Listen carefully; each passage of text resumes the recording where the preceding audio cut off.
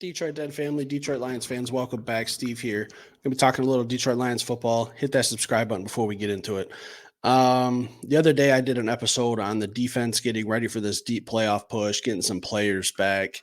Some guys like James Houston, CJ Gardner Johnson, Lee McNeil. Check that episode out. I'll tag it at the end of this video if you guys want to give that one a look.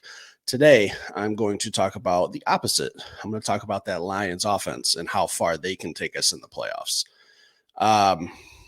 When I look at the playoff picture and I look at a lot of the playoff teams, the Eagles, the Cowboys, the Niners, the Rams, if we want to get into wild card teams, I think the Detroit Lions have the most well-rounded offense out of all the teams in the NFL. What I mean by that is we can run the ball, we can throw the ball.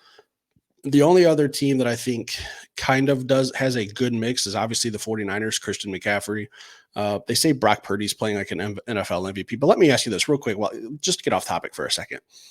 How can Brock Purdy be the MVP of the league when he's not even the best player on his team? Answer that one down in the comments below. So when I look at the Lions offense, we have Jared Goff. Obviously, he had a rough stretch there, a few games ago where he didn't play very well for 3-4 games. Still, if you look at his season stats, right now he's going to throw for over 4,000 yards. He currently has 27 touchdowns, 10 interceptions, a little high compared to the year before, but his quarterback rating is still 98.3%. That's pretty damn good. Jared Goff throughout the season, played very, very well. And then you want to get into the running game. David Montgomery, 910 yards. Jahmyr Gibbs, 872 yards. David Montgomery, 11 touchdowns. Jahmyr Gibbs, 9 touchdowns. I'm pretty sure Jahmyr Gibbs has one receiving touchdown too, so 10 total on the season. Let's get into the receivers. Amon-Ra St. Brown, 106 catches, 1,281 yards, 8 touchdowns. Sam Laporta, 74 catches, 776 yards, 9 touchdowns. This Detroit Lions offense has weapons at every single level. We didn't even talk about the offensive line. The best offensive line in football. I know that was kind of up for debate at the beginning of the season with the Eagles or the Lions. Who has the better offensive line? Am I being biased here when I say I think it's the Detroit Lions? We could just look at the production of the offense. I just went through a bunch of numbers for you. The Eagles have a solid offense, but we're just talking the Detroit Lions right now. How deep can they take us? Who do we match up well against offensively? We match up well with a lot of teams because we can spread the ball out to so many different people. Sam Laporta, in my opinion, I've talked about this before. I think he's a candidate for Offensive Rookie of the Year. I think he needed to have some big games down the stretch here to solidify that. So I'm kind of leaning towards it's probably going to be CJ Stroud now. But I do think Sam Laporta is a fantastic young player. I think he's going to be one of the best tight ends in the NFL for a long, long time. When you're talking about fantasy football or just football in general, I think Sam Laporta is going to be one of the best for the next 10, 11 years, hopefully. Hopefully he stays healthy and can get to that point. This Lions offense, I've always said, I know a lot of people in preseason had some questions about some depth. I understand. I've seen it. But when this offensive line is healthy, there is no one better. We can run the ball. They can protect Goff. Goff is surgical when he has time to pass, when he's not under pressure and he doesn't have to run. If it's a big word, if he can stay in the pocket and get through his progressions, I think he's one of the better quarterbacks in the playoffs right now. But a lot of things have to go right for that to happen. You have to be able to obviously block. Your running backs have to be able to block. Your receivers have to know how to read coverages as well. But I'm saying I'm not going to get into Goff's future, but this season, like I said, I just went through his numbers. Let's just look at the totality of the year. Like I said, he's going to hit for 4,000 passing yards. He's at 3,984. He'll get that. I like to think he throws for 16 yards against Dallas. Just an all-around, well-rounded offense, something that is very hard to game plan for. If you want to put 8 guys in the box and try to stop the run, we could pass the ball. You want to put 4 or 5 guys in the box, all right, we go ahead and run the ball. Like we're a matchup nightmare for defenses, and I just can't wait to see what this team can do in the playoffs.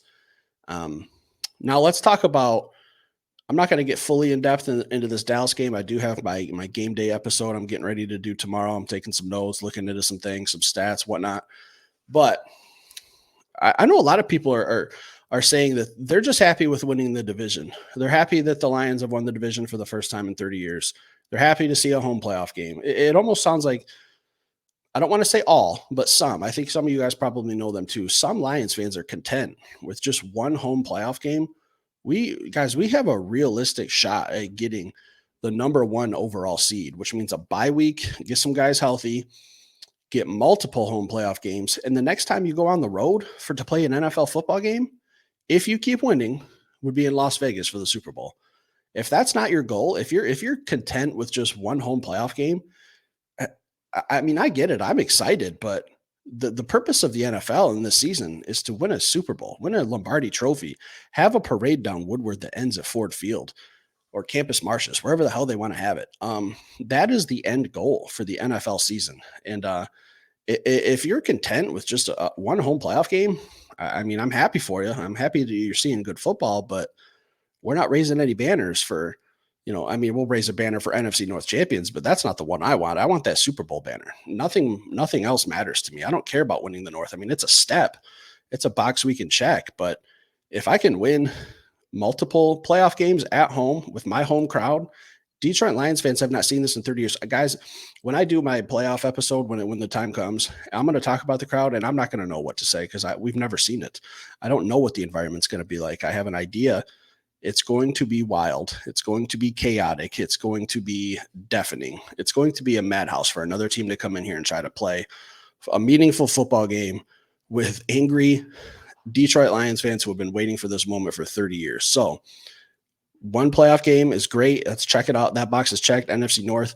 Let's keep our eyes on the prize. We can get that number one seed, win out. If we beat Dallas and Minnesota at the end of the year, we do need a little help.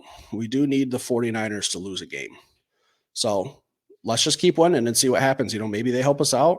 Maybe they drop one. I know they got their butts whooped the other night against the Baltimore Ravens. Ravens are my number one team in the NFL, number one on my personal power rankings.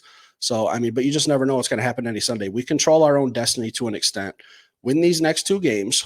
Maybe San Francisco drops one. We'll be looking at the number one seed. Guys, hit that like button. Leave a comment down below. Let me know how confident you are in this Lions offense, how you feel about seeding. If you're content with just one playoff game, be honest. Leave it in the comments. Hit that subscribe button for me. I will be back tomorrow with some more content, guys. Have a good night.